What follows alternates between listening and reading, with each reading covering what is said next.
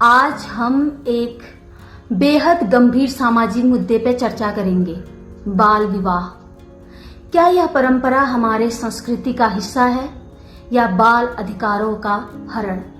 आइए इस पे चर्चा करते हैं। बाल विवाह परंपरा की रक्षा करता है।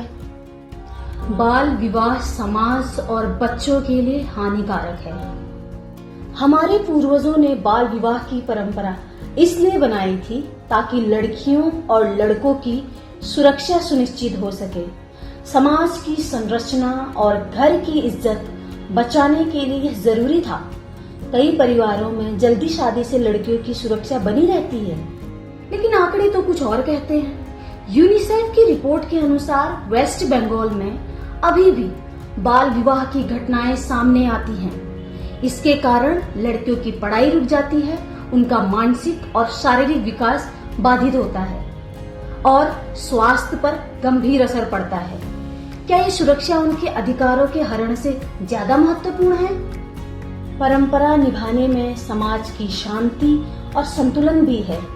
इतिहास में वेस्ट बंगाल को शिक्षा का हब माना जाता था और समाज की संरचना में परिवार की इज्जत महत्वपूर्ण थी। सच्चाई यह है कि इतिहास हमें बदलाव की राह दिखाता है।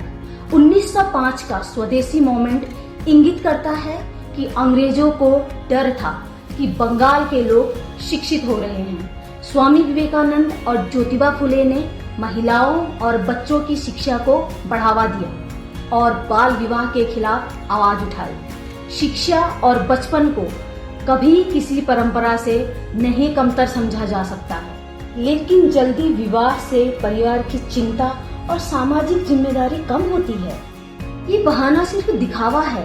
बाल विवाह से लड़कियों को मानसिक दबाव, घरेलू हिंसा और गरीबी की चपेट में डाल दिया जाता है। बच्चों के हक और उनके भविष्य को नजरअंदाज करना समाज की असली कमजोरी है। लड़कियों की कम से कम उम्र 18 साल और लड़कों की 21 साल होनी चाहिए, ये हमारा लॉ भी कहता है। बाल विवाह सिर्फ एक परंपरा नहीं है, बल्कि बच्चों के भविष्य का हरण है। समाज को चाहिए कि वो इस कुप्रथा को खत्म करे और हर बच्चे को खुशहाल, सुरक्षित और शिक्षित जीवन देने की दिशा में कदम बढ़ाए। बचपन किसी के अधिकार का खिलवाड़ नहीं होना चाहिए। शिक्षा और खुशहाल बचपन ही समाज की असली ताकत है।